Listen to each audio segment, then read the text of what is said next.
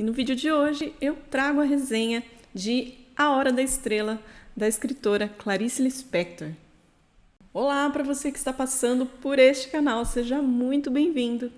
E no vídeo de hoje, vídeo de resenha, eu trago para vocês a minha experiência com a leitura desse livro aqui, A Hora da Estrela, da Clarice Lispector.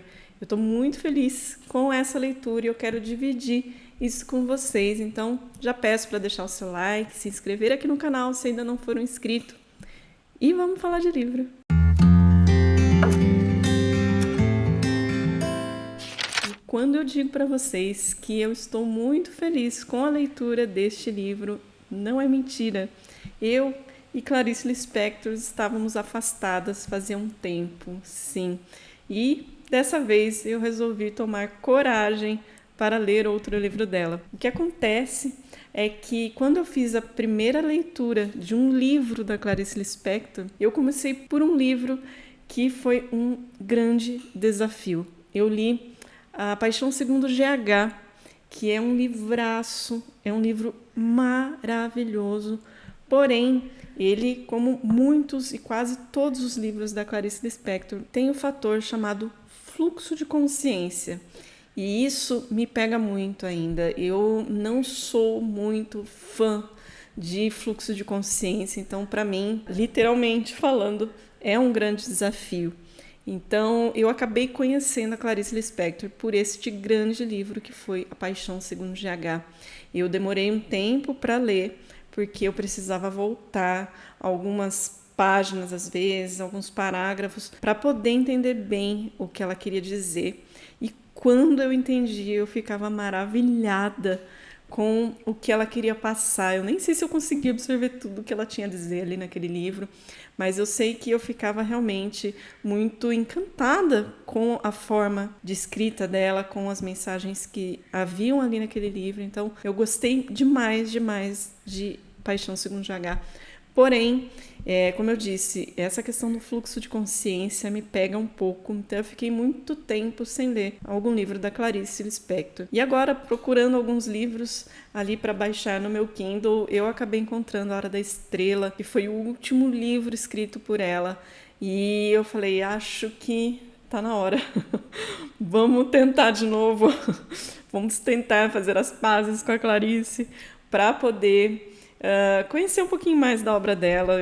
É uma escritora que eu quero conhecer muito ainda, outros livros dela. Acredito que hoje eu estou mais madura na leitura também para me aventurar a ler os livros dela, então acabei me arriscando aí e foi maravilhoso, eu gostei demais. Eu vou explicar aí um pouquinho sobre a história, sobre o que eu senti com a leitura desse livro aqui, então espero que vocês gostem também, e quem ainda não leu A Hora da Estrela, sinta vontade também de ler.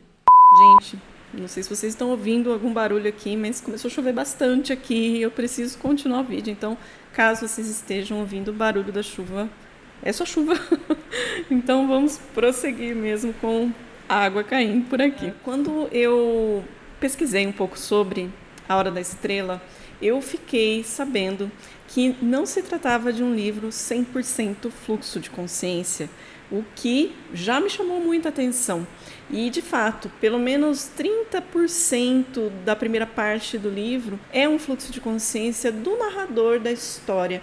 E depois a história vai fluindo de uma forma um pouco diferente do que a Clarice costuma escrever. Então, esse foi um fator que me chamou muita atenção e que me fez gostar muito desse livro.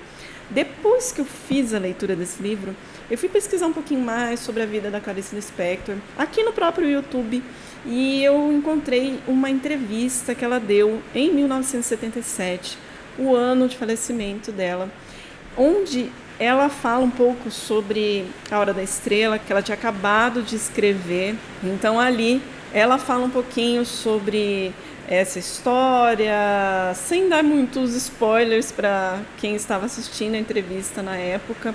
E ela disse uma coisa nessa entrevista que para mim fez todo sentido e eu achei muito interessante. Eu até escrevi aqui para comentar aqui com vocês. Sobre as dificuldades que algumas pessoas têm realmente em entendê-la através da escrita dos seus livros. Ela diz o seguinte: me entender não é uma questão de inteligência, e sim de sentir, de entrar em contato.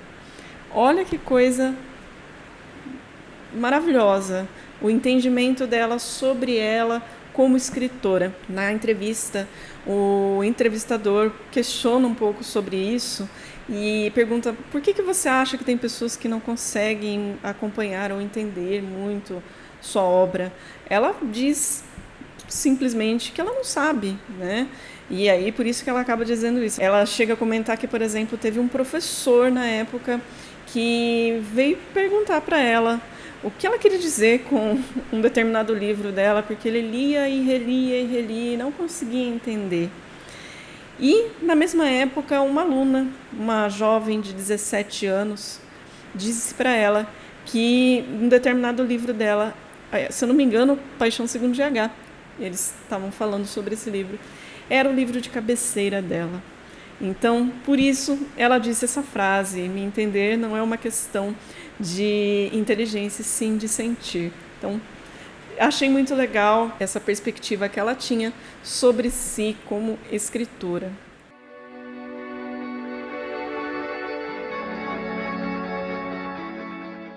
Publicado em 1977, esse romance ele faz parte da terceira geração do modernismo de 1945. A história se passa em 1970. Uma coisa que eu achei muito interessante nessa obra da Clarice é que a gente tem aqui um narrador em primeira/terceira pessoa. Ele se chama Rodrigo S.M.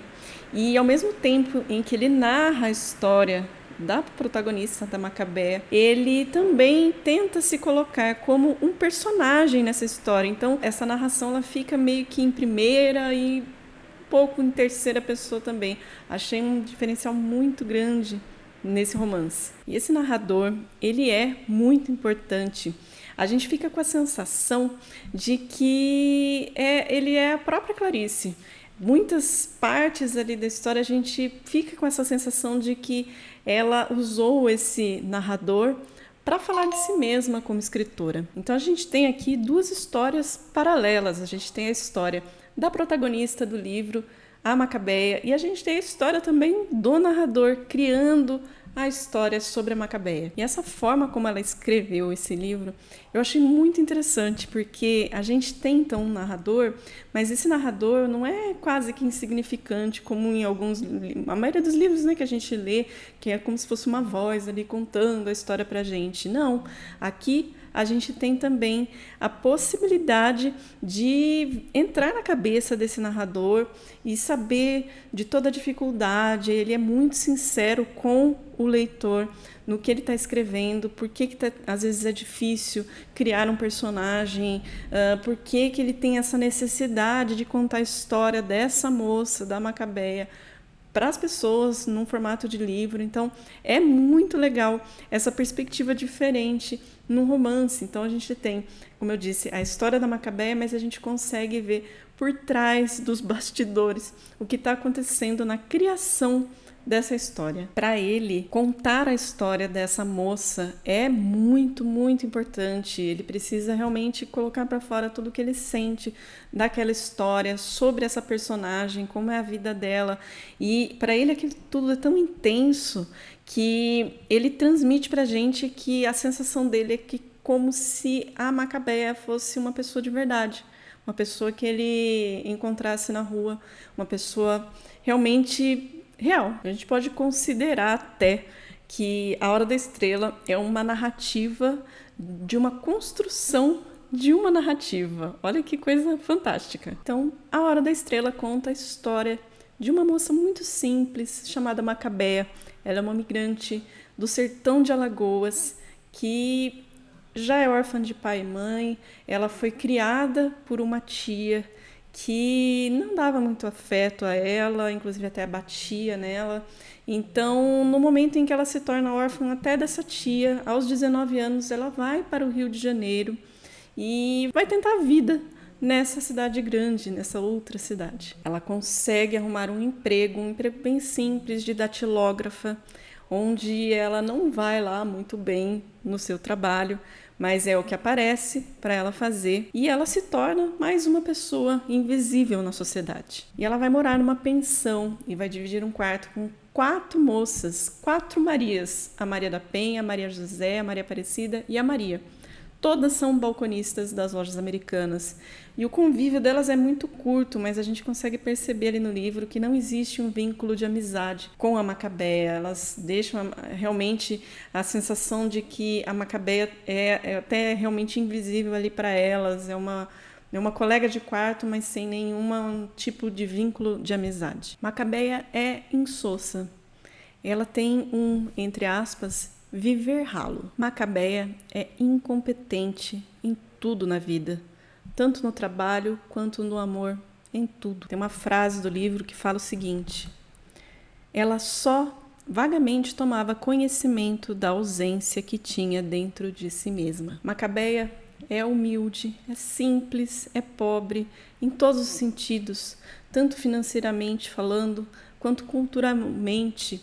Ela não tem conhecimento de vocabulário, de nada. Inclusive tem uma parte no livro onde ela acaba sempre deixando no rádio dela uma rádio chamada Rádio Relógio, que dava a hora para quem estava ouvindo e tinha momentos de sabedoria, pílulas de sabedoria, onde falavam-se algumas coisas sobre a política, sobre cultura, e ela não entendia aquilo, tanto que ela acabava perguntando para algumas pessoas o que significava, por exemplo, o que é renda per capita, né? E outras coisas ali que eram tudo novidade para ela, ela nunca tinha ouvido falar daquilo, e aquilo tudo acabava atiçando a curiosidade dela e mostrando o quanto ela não tinha conhecimento de nada. Ela não conseguia enxergar em si mesma o quanto ela era infeliz. Ela aceitava tudo na vida, ela não se questionava.